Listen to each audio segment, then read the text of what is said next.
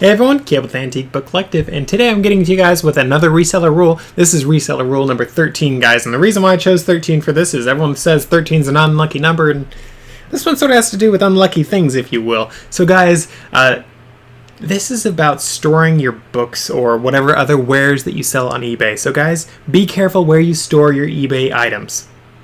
The reason why I say this is, let's face it, mice sneak in, water starts leaking, houses burn down. Of course, there's not a whole lot you can do with house fires and that sort of stuff. There's not a lot of stuff you can do with a lot of these things, but there are steps that you can take to minimize potential losses to yourself, to your business, and all that sort of stuff.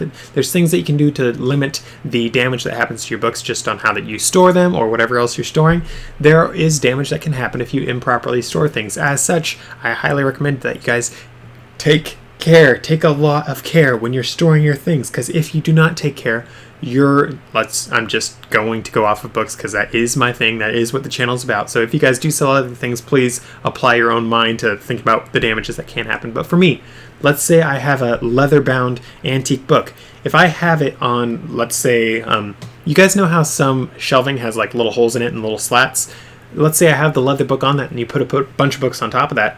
You'll actually get the imprints of that like slatted shelf that you're putting it on onto that leather thing. You're going to scar that leather book for the rest of eternity if you improperly store it, if you put too much weight on it, all that sort of stuff. That's something that can happen on one example. Or also, let's say mice. I've had so many books that I've seen that someone left them in a garage, or they had them somewhere they didn't look often enough, and a mouse got in, and a mouse thought, they were looking at that paper, they're like, if I chewed that paper up, it'd make a really soft bed. And there are so many books that I come across, guys, that are all chewed up from mice, because people did not think about mice when they were storing their books. As such, you might want to invest in a couple of mouse traps, maybe 100,000 of them, because mice are sometimes evil and their pee smells terrible. That's something that you guys can do for your things. In addition to that, I say mice, and now I'm going to say cats, dogs, platypus, whatever else you want to have. People are allergic to critters like that have fur. Dander is a thing that is something that a lot of people are allergic to. In addition to that, animals also track in a lot of different allergens as it is, because animals have fur. Fur attracts pollen and dust and all these sorts of things. As such, you should probably keep animals away from whatever you're storing, because animal allergies is actually not a rare thing so stinking ever. So many people are allergic to all these different animals. And if they're not allergic to animals, they might be allergic to dust. They might be allergic to peanuts. They might be allergic to this or this or this. So try your best to store your books or whatever other item, in as sanitary, sterile of an environment as possible to make sure that you are not exposing them to any more allergens that might bother someone. Something that I personally do, Something I personally do is I have an air purifier. This one I don't remember what brand it is, and it doesn't say what brand, which just shows how much of an off-brand it is. But I just got this thing on Amazon. You guys can buy air purifiers for not a whole lot of money. I recommend going on airpurifiercentral.com. That's a blog that I work with that actually talks about air purifiers, obviously, and they have a list of recommended ones. So I would recommend checking that out for your eBay business. Of course, if you're running your eBay business out of a storage unit, you would have to get one either. You could plug it in if your storage unit has power, or you'll have to get one that runs on battery power, which is a little harder to do. There are some things that you can do, but it's up to you guys at the end of the day. But that is something you can do to limit how many allergens your books are being exposed to, and potentially help sort of clear out some of the allergens that are on the books. Yeah, like I know it doesn't sound like you can clear allergens off of books just by having a tiny little air purifier in the room, but believe it or not, I've actually seen it sort of work pretty well. And for me, I am allergic to animals. That's one of the reasons why I am cognizant of that issue. But I've actually had some books that it's like, man, this has dander on it. Like for me, I get hives if I have dander touch me. At least too much dander. I'm slowly getting over that one. I'm acclimating myself as best I can, but I've actually had some books where if I do touch myself with it on the arm or something like that, it actually will break out into hives, and it's not very fun. It's not very dandy. And I've actually had it so some of them I will actually keep in a room with an air purifier, particularly an ozone generator. That's the one I find works best, but those generally cost a little bit more than an air purifier. I think it's a great investment still. I've heard of quite a few people that also swear by them because they are amazing pieces of technology, but I've actually had some where that dander actually no longer causes me to break out in hives for some of these things, and for mold and all these other sorts of things as well. It can help. And with that said, on to the next segue. Mold, guys, moisture is a thing. Moisture, if you have too much moisture where you are storing your books, it can actually cause mildew, mold, all these sorts of things to spread from one book to the next, to the next, to the next, and end up ruining your entire storage unit or entire bookshelf, library, whatever you want to call it, of books.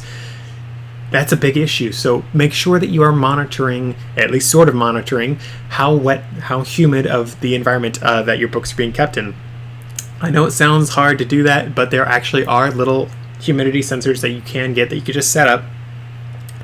And these sensors, guys, there's one on Amazon right now for $5.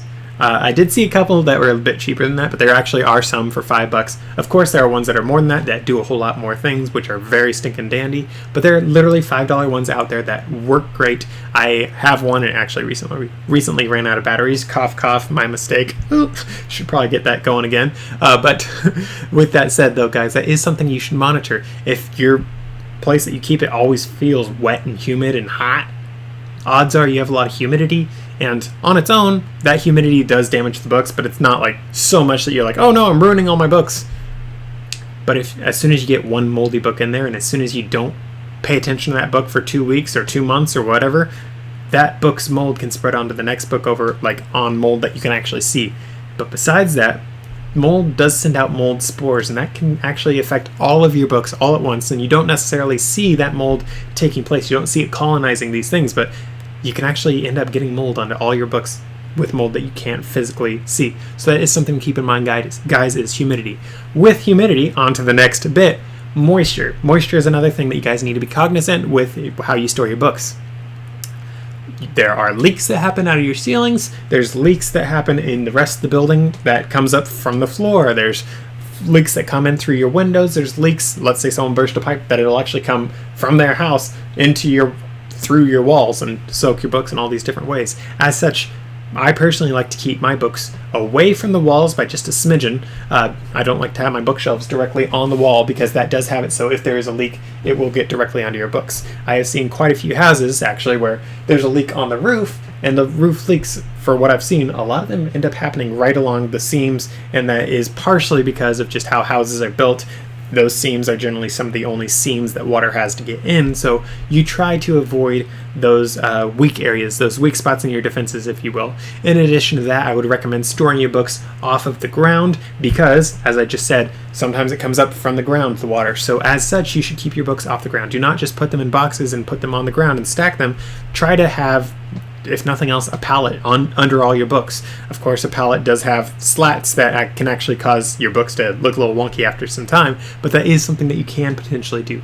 There are 1,000,005 things that you can do. Something I've actually considered for myself, for my business long term, is actually, so I have shelving, I've actually considered, what if I put a little roof on top of my shelving unit in case my roof ever leaked? That's something I've actually considered and continue considering. So that is something else to keep in mind. One more thing, fire. So opposite of water is fire. So that's another thing that can damage your books, obviously. So even if your books do not burn, they can still get smoke damage. And smoke damage, guys, that can ruin your books. There are people that will refuse to buy books that have smoke damage because, back to allergies, that smoke can actually affect people's allergic asthma or just asthma in general and all these sorts of things. So that is something to keep in mind. You want to make sure that your books are exposed to as little fire risk as possible. And let's face it, books are made of paper. Last I checked, paper burns. So that is something to keep in mind. For me, I personally run my business out of my home. And something I've learned is if you run a business out of your home, sometimes insurance gets a little cagey with you. So potentially you will not be reimbursed if you do run these things out of your home and you do not have proper insurance. You actually can be up creek without a paddle. So for me, my whole business, I actually was talking to some people the other day about this. If I lost every single book that I had right now, if I was any other business, I'd be devastated. But for me, I look at my entire inventory and actually, let me get an actual number for you guys right now. So my average cost per book right now is about $2. It did go up because I have bought some more expensive books right now. So I currently have 500 listings, which, let me just think right now. I'm going to say I have 700 books because I do have some books that are not listed yet. I have a little bit more than 700. So actually, let's just say an even 1,000 books, just for easy math. I don't even need the calculator now. Let's say I have 1,000 books, $2 a book. That's $2,000. Yeah, $2,000 is a big hit on my pocketbook if I do have to spend that to replenish my entire book business. But guys, at the end of the day, those $2,000 worth of books that I paid for, if I had them all listed right now, that's worth about $20,000. I have right now, because I did bring my average sales price down a little bit. I'm putting it back up now because I'm at the point that I can again. But for me, that's $20,000 worth of sales that I would be missing out on, but I could replenish that all for just $2,000, which is pretty stinking dandy.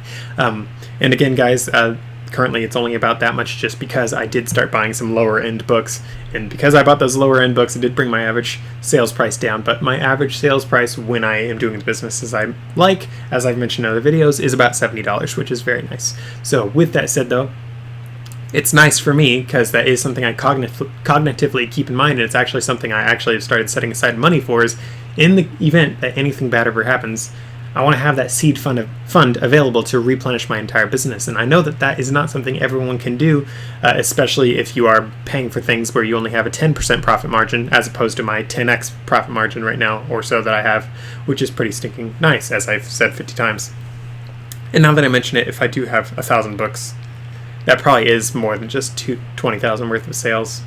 Probably is substantially more than that, but I'm just doing easy money, easy numbers right now. But with all that said and done though, guys, there are a lot of things that you can do to make sure that your books are stored as properly as you can, to make sure they are as safe as you can have them. So put in a smoke detector for that fire. Put in a couple of different things that you can do for that. There are a lot of steps that you can take. Of course, you could get a fireproof safe and put all your stuff inside of it, and you can buy like 1,000 fireproof safes, but that's probably not going to be worth your money in the long term.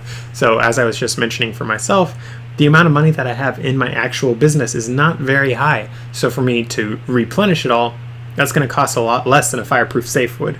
So that's just something for me that I've personally done. It's like, okay, I will take the steps necessary to reduce the risk of fire, but I'm not going to go out of my way to just go crazy because I do not have a huge fire risk. I do, of course, actually have some of my more expensive books that I do set aside in case there is a fire. I probably will grab those before I dip because this is on my way from my room outside, so that is something I might end up doing. Of course, it's not recommended. You're supposed to get out of the building right away, but let's face it, no one does that. But with that said and done, though, guys, I hope this is helpful. I'm sure there are other risks that you guys should think about for how you store your books, but I hope this just gets you guys thinking about that in the very first place, because let's face it, if you sell an item, you're so excited you sold it, you made $100 or something like that, you grab the item and you see that a rat ate the whole book and it's just covers now. It's like, oh wow, I just missed out on that sale. My customer's angry, I'm angry, eBay is going to say that I messed up a sale and mark me down for that defective, I don't know, they have a defective something that they keep track of. They will, defective rate, there we go. They have all these sorts of things. So that is something to keep in mind with you guys, with your business. You don't want to have that sort of stuff happen. You want to make sure that your items, as long as you need to store them, are going to be in the same or very, very, very, very, very similar condition as when you list them in the first place. So please keep that in mind, guys. It'll help you in the long term with your business, and I'll see you guys in the next one.